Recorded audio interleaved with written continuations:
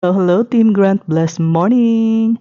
So eto na nga ang requested ride ng Baby Jamie na hindi talaga namin mahihindian. Dahil nga napakahilig sa animals at wala talaga siyang takot kahit mag-ride sa horse. Kaya naman pagbigyan na at baka hindi makatulog ang bata. Char! Bago nga mag-start sa riding ay umikot-ikot muna kami para mahaplos daw niya ang mga mini horsey na ito. Dito lang yan sa Shake Science Festival. Naku, kita niyo naman ang pagkawili ng batang ito sa kabayo, o diba?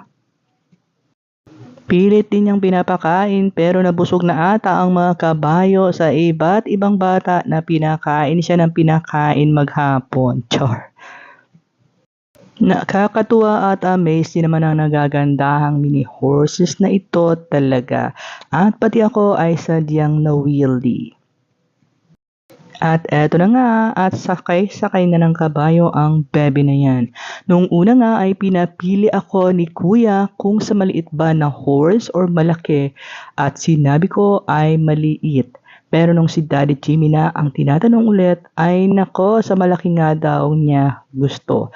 Lalo na ng kanyang anak na nag-second emotion din kaagad.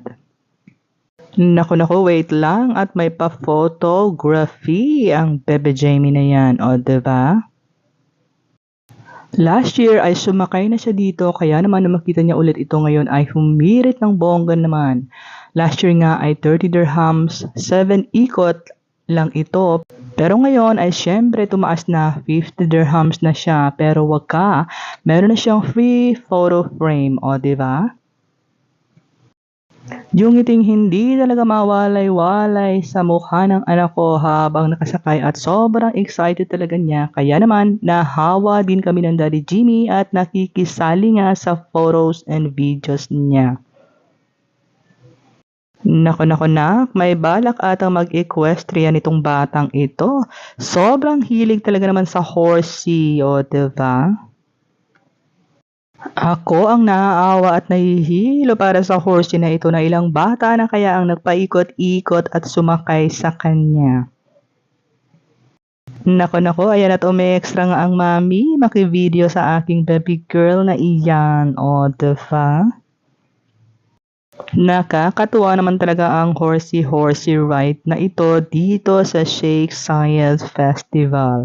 Kaya ano pang ginagawa nyo guys? Dalhin nyo na ang inyong buong pamilya dito at sobrang mag-enjoy talaga kayo.